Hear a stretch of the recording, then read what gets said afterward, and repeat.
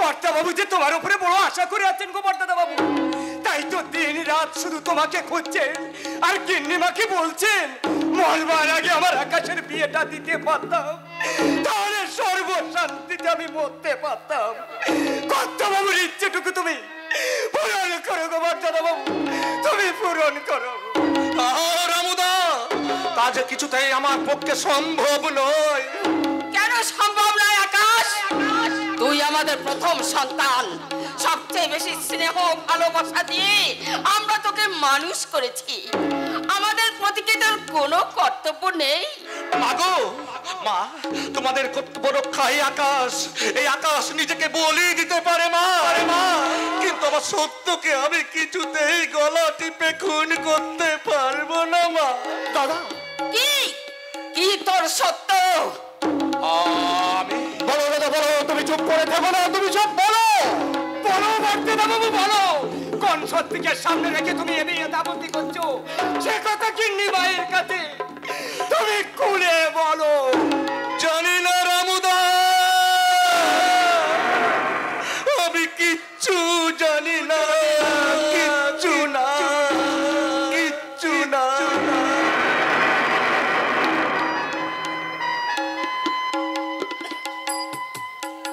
আকাশ, মা, ও মা, তোমার এই আকাশকে তোমরা ক্ষমা করো মা। তোমরা সকলে তোমাদের আকাশকে ক্ষমা করে দিও মা। কারণ তোমাদের কথা আমি রাখতে পারলাম না মা, আমি রাখতে পারলাম না। দাঁড়া আকাশ, আমারও শেষ কথা তুই শুনে যা।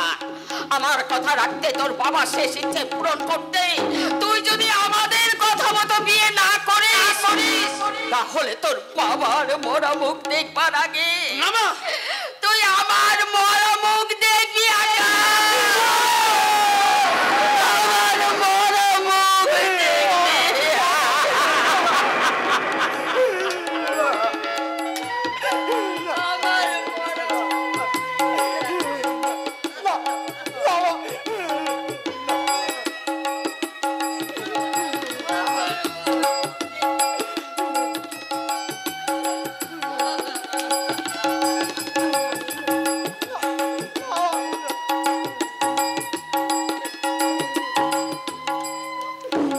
ঈশ্বর, এ তুমি আমাকে কি কথা শোনালে ঈশ্বর?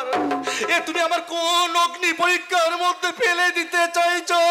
বাবা, এখন আমি কি করব, কিভাবে করব? মায়ের কথা, বাবার কথা আমি কেমন করে রাখবো ঈশ্বর? এই কথা শোনার আগে কেন আকাশের মৃত্যু হলো না? কেন কেন কেন?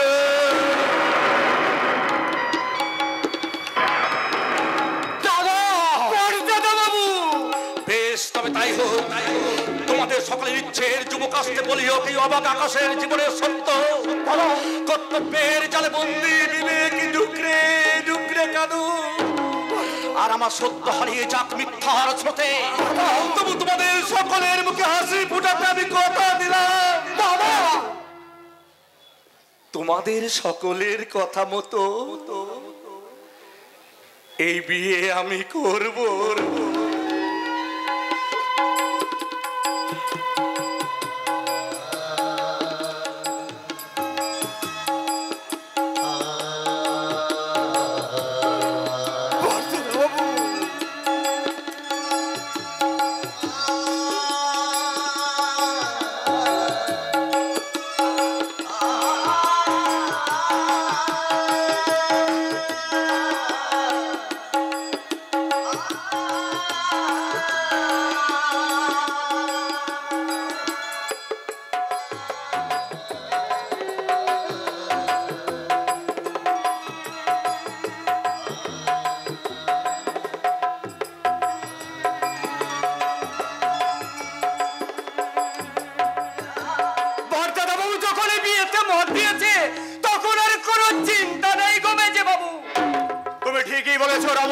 ঠিকই বলেছো, তবে বিয়ে নয়, আমার মনে হচ্ছে আমরা সবাই মিলে বর্দার মনের সব স্বপ্নকে ফাঁসি দিলাম। ফাঁসি? না না, ফাঁসি নয়, ফাঁসি নয়, এ আমার কর্তা বাবুর তোর নতুন জীবনের বাসি।